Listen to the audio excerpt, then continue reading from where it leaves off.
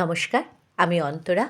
ঠাকুরের কথা চ্যানেলে আমার সকল বন্ধুদের স্বাগত জানাই। পরম গুরু শ্রী শ্রী রাম ঠাকুরকে প্রণাম জানিয়ে ঠাকুরের কথা নিয়ে আমি আবার আপনাদের কাছে চলে এসেছি। সকল বড়দেরকে প্রণাম জানাই। আজ বলবো, ঠাকুর কখনোই উচ্চ নীচ, ধনী নির্ধন, জাতি ধর্ম কোনো ভেদাভেদি করতেন না। ওনার কাছে সকল মানুষই ছিলেন সমান। এই নিয়েই আজকের ভিডিও। সর্বভূতের অন্তরাত্মা শ্রী শ্রী রাম ঠাকুর। সঙ্গে থাকুন। ভগবান শ্রীকৃষ্ণ যখন দৈবিকীর গর্ভ আশ্রয় করেছেন, তখন ব্রহ্মাদি দেবগণ তাকে প্রণাম করে এই কথাই বলেছিলেন, সত্যব্রতং সত্যপরং ত্রিসত্যং সত্যস্য যোনিং নিহিতঞ্চ সত্যে। আপনি সত্য সংকল্প, সত্য সাধনে লভ্য, ত্রিকালে সত্য, পঞ্চভূতের উদ্ভবের কারণে সর্বভূতেই অন্তর্যামীরূপে সত্য। আধ্যাত্মিক ও ধার্মিক পুরুষ রাধা মাধবের ঘর আলো করে এলেন সেই সত্যস্বরূপ শ্রী শ্রী রাম ঠাকুর। তিনি এলেন জীবের কল্যাণে ও আধ্যাত্মিক জ্ঞান বিতরণের জন্য। অবতারে এই আবির্ভাব ও তিরোভাব তার প্রকট লীলামাত্র। সব যুগে এবং সব দেশেই এমন মহৎ মানুষের আবির্ভাব হয়েছে। এরা সকলেই ধর্মজগতের মানুষ। এমনই এক যোগসিদ্ধ দিব্য পুরুষ ছিলেন আমাদের প্রাণের অতি প্রিয় শ্রী শ্রী রাম ঠাকুর। তার জীবনের প্রায় অর্ধেক অংশ কেটেছে জীবহিতৈষণায়। শ্রীধর ঠাকুর রূপে তিনি কোথা থেকে কী নিয়ে জগতে কী কারণে আবির্ভূত হলেন, সে মর্মকথা তার সুধাময় বাণীতে আমরা পাই। বীজ রোপণ কইরা গেলাম, কালে অঙ্কুরিত হইয়া গাছপালা গজাইব। উলুবনে মুক্তা ছড়াইয়া গেলাম, যে জুহুরি চিনব সেই কুড়াইয়া নিব। এই উলুবনে মুক্তা ছড়াবার জন্য তিনি পুরো ভারতবর্ষ বিচরণ করেছেন। আমি তো শুকনা পাতা, যেখানে হাওয়াতে উড়াইয়া নিয়া ফেলে সেইখানেই যাইয়া পড়ি। শ্রী শ্রী রামচন্দ্রের প্রসঙ্গে অমৃতবাণী। ওই অক্ষয় আনন্দধাম থেকে অক্ষয় সুধা নিয়ে এই ধরায় যার আগমন, তিনি বিশ্বলোকে তার অক্ষয় প্রসাদ বিলিয়ে গেলেন জীবের দ্বারে দ্বারে, জীবের পরিত্রাণের জন্য। যার আবির্ভাব অক্ষয়, তিরোভাব অক্ষয়, তিনি কাঙালের বেশে এই সকলের ঘরে ঘরে নাম বিতরণ করলেন।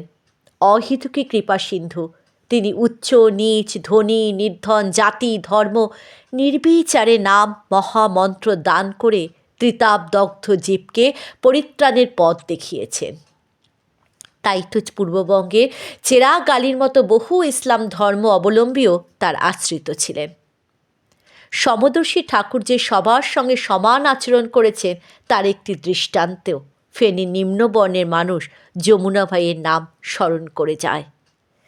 যমুনা ভাই শ্রী শ্রী ঠাকুরের জন্য একটি নতুন ঘর তৈরি করে বড় করে পুজো দেবার ইচ্ছা প্রকাশ করেন। তার এই ইচ্ছা তিনি তুলসী গাঙ্গুলিকে জানান।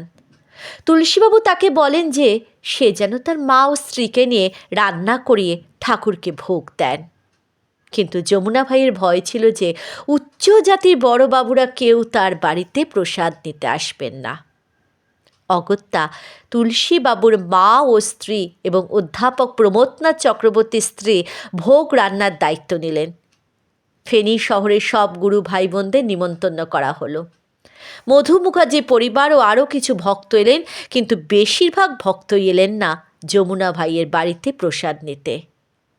কারণ যমুনা ভাই নিচু জাতির লোক। যমুনা ভাই বিমর্ষ হয়ে তুলসীবাবুকে বলেন, তাহলে কি শ্রী শ্রী ঠাকুরও আমার ভোগ গ্রহণ করেন নাই? তুলসীবাবু বলেন, দেখো, শ্রী শ্রী ঠাকুরের কাছে উঁচু নিচু কোনো ভেদাভেদ নাই। তার কাছে সকলেই সমান, সকলেই মানুষ। এর 5-6 মাস পর সুরেশবাবুর বাড়িতে যমুনা ভাই শ্রী শ্রী ঠাকুরকে প্রণাম করতে ঠাকুর যমুনা ভাইকে বলেন, খুব সুন্দর উৎসব হইয়াছে। ত্রিলোকের সব দেবদেবী প্রভুরা সগণ সহ আসিয়া উৎসবে আনন্দ উপভোগ করিয়াছেন। আপনি ভ্রান্তিবশত মনে কষ্ট পাইয়াছেন। উপস্থিত সকলে শ্রী শ্রী ঠাকুরের কথা শুনে হতবাক। সকলেরই প্রশ্ন, উৎসবের কথা শ্রী শ্রী ঠাকুর জানলেন কি করে? শ্রী শ্রী রাম ঠাকুর ছিলেন মানবতাবাদী। মানুষের অমর্যাদা, মানুষের অপমান, একে অপরকে ছোট ভাবা তিনি কখনোই সহ্য করতেন না। ঐশ্বর্যের দম্ভে স্ফীত মানুষদের তিনি ঘৃণা করতেন। যারা ছোট, সমাজে যারা বঞ্চিত, অবহেলিত, তাদের কাছাকাছি তিনি থাকবার চেষ্টা করতেন। ধনীর রাজপ্রাসাদ ছেড়ে তাই তিনি দিনের পর দিন কাটিয়ে যেতেন দরিদ্রের পর্ণকুটিরে।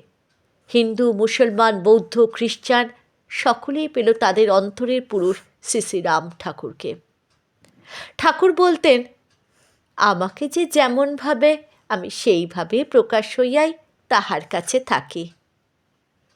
যদি উৎসব শ্রী শ্রী ঠাকুরের হয় এবং দেবদেবীরা যদি সেই নিচু জাতের বাড়ির উৎসবে আসতে পারেন, তাহলে এই উৎসবে সবাই কেন যোগদান করতে পারবেন না?